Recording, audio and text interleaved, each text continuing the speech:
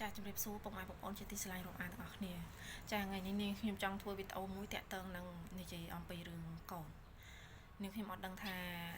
បងប្អូនបដៅកូនរបៀបម៉េចទេប៉ុន្តែនាងខ្ញុំជឿជាក់ថាគំនិតឪពុកម្ដាយឬក៏មនុស្សម្នាក់មានគំនិតខុសៗគ្នាចាដូចនាងខ្ញុំនឹងកូនអញ្ចឹងក៏មានគំនិតខុសគ្នាដែរចាគាត់ថាការបដៅរបស់កូនការបដៅកូនរបស់នាងខ្ញុំមិនដឹងថាវាល្អសម្រាប់បងប្អូនគិតមកថានាងខ្ញុំបដៅកូនចឹងល្អដែរឬក៏អត់នាងខ្ញុំអត់ដឹងទេប៉ុន្តែនាងខ្ញុំចង់ចែករំលែកមិនមែនថាចែករំលែកអីទេនាងខ្ញុំគិតថានាងខ្ញុំចង់ធ្វើវីដេអូនិយាយទៅដើម្បីថាឲ្យវាធូរចិត្តខ្លះចាព្រោះនាងខ្ញុំអត់ចង់និយាយថាអត់មានពេលទៅនិយាយតទល់ជាមួយអ្នកណាឬក៏ទៅចាំរងពាក្យរិះគន់របស់អ្នកណាហើយយកមកគិតយកមកពិចារណានាងខ្ញុំចង់និយាយជាវីដេអូតែម្ដងចារាល់ថ្ងៃនាងខ្ញុំមានកូន2នាក់ចាប្រុសម្នាក់ស្រីម្នាក់គាត់ថាស្រីគាត់នៅរៀងតូចទេចាទៅនឹង5ឆ្នាំចាប៉ុន្តែសម្រាប់កូនប្រុសរបស់នាងខ្ញុំកំឡោះហើយនាងខ្ញុំក៏មិនថានាងខ្ញុំទទួលស្គាល់នាងខ្ញុំចិញ្ចឹមកូនអត់បានល្អមិនមែនមិនបានល្អអីនាងខ្ញុំមិនអាចឲ្យកូនរស់ស្រួលចាដោយសាររយៈពេលដែលនាងខ្ញុំចិញ្ចឹមកូនម្នាក់ឯងវាជាង10ឆ្នាំហើយចាអញ្ចឹងហើយជីវភាពនាងខ្ញុំទទួលស្គាល់ថានាងខ្ញុំជាម្ដាយម្នាក់ដែលមិនអាចឲ្យកូនរស់នៅថាសុខសប្បាយដូចគេมันមានវត្ថុនិយមដែលគាត់ចង់បានចាมันមានម៉ូតូល្អឲ្យគាត់ជិះมันមានលុយឲ្យគាត់ចាយពេញដៃប៉ុន្តែនាងខ្ញុំជឿជាក់ថាការបដៅកូនរបស់នាងខ្ញុំគឺនាងខ្ញុំធ្វើបានល្អច្រើនពីក្មេងធម្មតាក្មេងៗលេងជាមួយគ្នាវាយគ្នាហើយនឹងជេរគ្នានាងខ្ញុំឮកូននាងខ្ញុំជេរតែម្ដងគត់កាគាត់នៅអាយុប្រហែលជា5-6ឆ្នាំធម្មតាក្មេងជនបទការនិយាយស្ដីរបស់គាត់ពួកគាត់អត់ប្រុសទេចាហើយនឹងគាត់លេងគាត់ជេរគ្នាអញ្ចឹងទៅប៉ុន្តែនាងខ្ញុំឮកូននាងខ្ញុំជេរតែម្ដងគត់ហើយនាងខ្ញុំប្រាប់គាត់តែម្ដងគត់អានឹងសម្រាប់កូនប្រុសខ្ញុំឮគាត់ជេរឆ្លោះគ្នាគាត់ជេរនាងខ្ញុំហៅគាត់មកនាងខ្ញុំអត់វាយគាត់ទេនាងខ្ញុំហៅគាត់មកថាកូនមកហាមដាច់ខាតរឿងជេរមិនថាខ្លួនឯងជេរគេជេរខ្លួនឯងកុំជេរគេវិញមិនបាច់ជេរបើសិនជាអ្នកណាជេរឲ្យគេវាយខ្លួនឯងត្រឡប់មកផ្ទះបើសិនជាខ្លួនឯងអត់ធ្មត់ហើយគេនៅតែវាយអូខេវាយគេវិញហើយនាងខ្ញុំប្រាប់កូនណានាងខ្ញុំបដៅកូនបើសិនជាគេវាយម្ដងជា2ដងកូនអត់ត្រូវទ្រាំទេវាយម្ដងអូខេទ្រាំមកផ្ទះបើថាវាយ2ដងអត់ទ្រាំទេគឺត្រូវតែវាយវិញហើយមករកម៉ាក់អ្នកដោះស្រាយឲ្យប៉ុន្តែហាមគេវាយឲ្យអត់តដៃមួយគេហើយយំដើរមកឲ្យម៉ាក់លួងគឺម៉ាក់អត់លួងទេនាងខ្ញុំបដៅទាំងកូនប្រុសទាំងកូនស្រីប៉ុន្តែនាងខ្ញុំនិយាយរឿងកូនប្រុសរបស់នាងខ្ញុំតាក់តឹងនឹងពាក្យជេរនាងខ្ញុំប្រាប់គាត់តែម្ដងគាត់តាំងពីតូចរហូតមកដល់ឥឡូវខ្ញុំអត់ដែលឮគាត់ជេរចាបើថាមួយមិត្តភក្តិគាត់លេងគ្នាអីខ្ញុំអត់ដឹងទេណាប៉ុន្តែបើថាឮផ្ទាល់កជាថាគាត់ជេរអ្នកណាជេរអ្នកណីសំបីតការលេងសើចគឺនាងខ្ញុំអត់ដែលឮសោះប្រាប់តែម្ដងហើយពេលដែលគាត់ទាអ្វីមួយនាងខ្ញុំប្រាប់គាត់ថា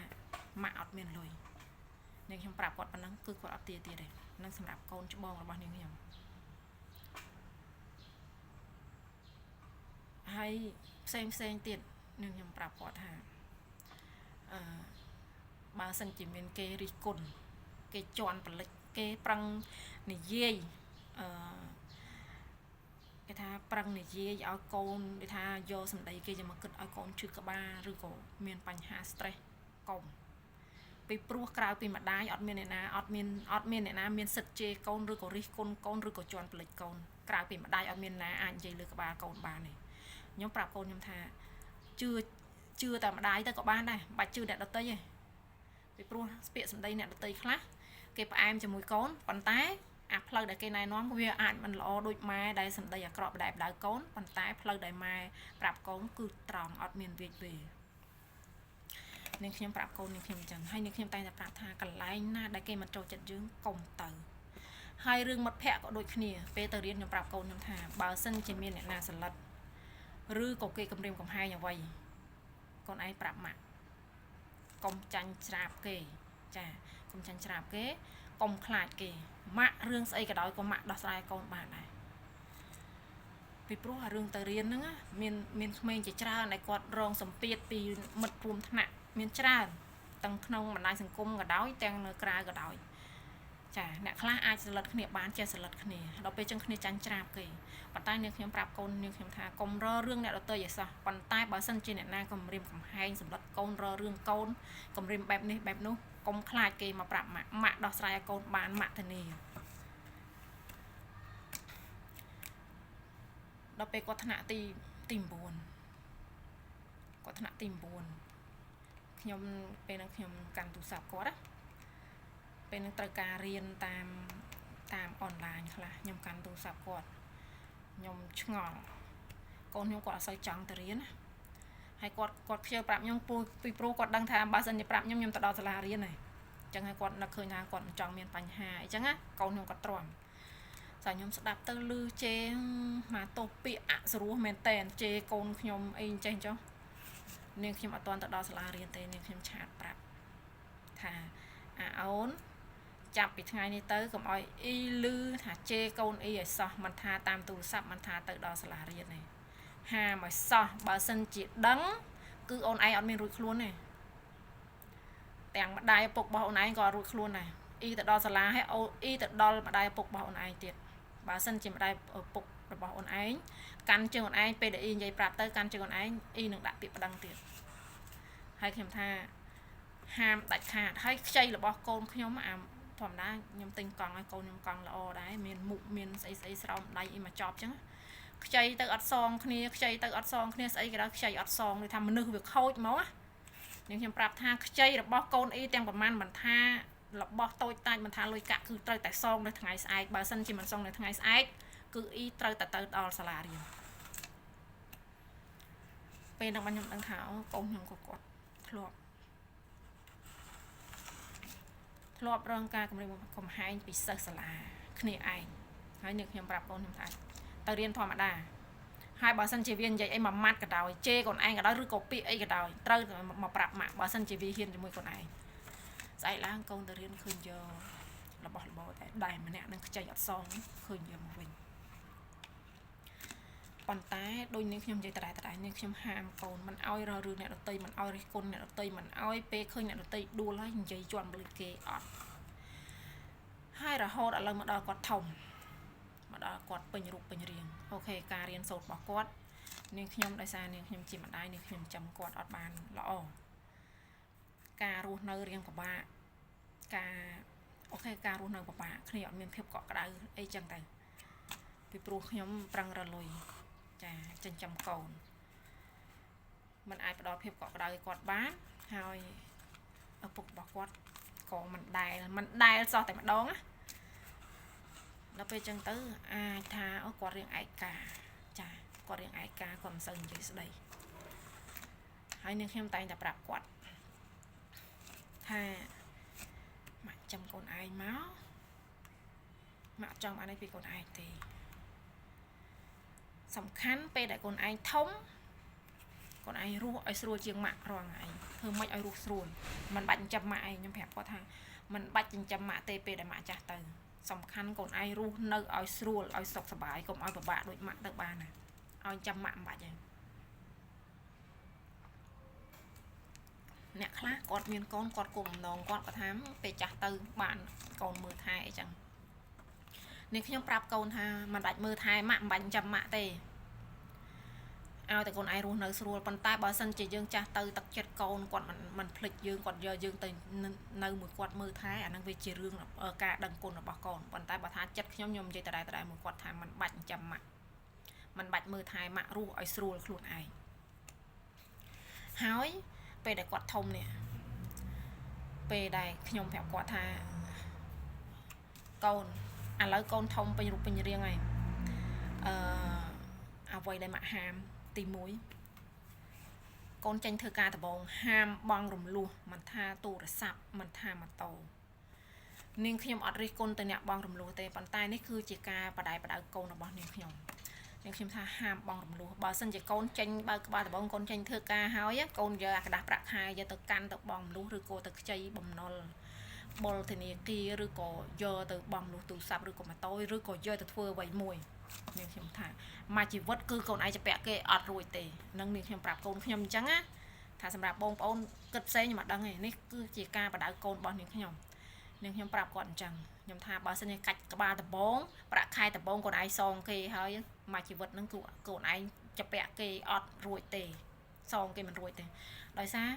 អូប្រាក់ខែមកឧទាហរណ៍ប្រាក់ខែ200 300យកសងគេ150ចឹងចុះសល់150យកទៅបែងចែកបាយម្ហូបថ្លៃផ្ទះជួលអូខេបើកលុយមកអស់អត់មានកម្លាំងចិត្តនៅក្នុងការធ្វើការទេអញ្ចឹងខ្ញុំហាមគាត់កុំឲ្យសោះហើយបើសិនជាកូនមានម៉ូតូចាស់កូនជិះម៉ូតូចាស់គ្រាន់តែជួសជុលមកជិះបានហើយកុំឃើញគេចង់បានរបស់ថ្មីចង់បានដូចគេឬក៏ឃើញគេចាយលុយពេញដៃខ្លួនឯងទៅចាយតាមគេកុំពីព្រោះម៉ាក់តាំងពីក្មេងមកគឺម៉ាក់ព្យាយាមដាច់ខាតគឺធ្វើម៉េចកុំឲ្យចាពាក់គេនិងធ្វើម៉េចកុំឲ្យបំណុលសល់ដល់កូនទោះជាមិនមានទ្រព្យសម្បត្តិច្រើនដូចគេឬក៏មិនមានរបស់ធំដុំដូចគេបន្សល់ទុកឲ្យកូនប៉ុន្តែនាងខ្ញុំសន្យាខ្លួនឯងថាដាច់ខាតគឺនាងខ្ញុំមិនអាចសល់បំណុលទុកឲ្យកូននាងខ្ញុំសងបានទេចាពីព្រោះជីវិតដែលលំបាកបំផុតគឺជីវិតដែលជាប់បំណុលគេហើយជីវិតដែលមានក្តីសុខបំផុតគឺជីវិតដែលមានសុខភាពល្អហើយនឹងមិនចម្ពាក់បំណុលគេប៉ុន្តែបើសម្រាប់រឿងកិត្តិយសអ្នកខ្លះគាត់ត្រូវការកិត្តិយសអីចឹងទៅប៉ុន្តែសម្រាប់នាងខ្ញុំអត់ទេនាងខ្ញុំធម្មតាកិត្តិយសគឺនាងខ្ញុំឲ្យខ្លួនឯងអ្នកដទៃគេអត់ដឹងពីខ្ញុំថានាងខ្ញុំមិនអញ្ចឹងខ្ញុំអត់ត្រូវការអ្នកណាមកឲ្យតម្លៃរបស់ខ្ញុំទេបើថាកន្លែងហ្នឹងគេអត់ស្វាគមន៍ខ្ញុំនាងខ្ញុំអត់ទៅទេចរិតនាងខ្ញុំអញ្ចឹងមិនមែននាងខ្ញុំមកពីនាងខ្ញុំរឹងក្បាលទេមកពីនាងខ្ញុំរឹងមាំតាំងពីក្មេងមកនាងខ្ញុំរស់ដោយខ្លួនឯង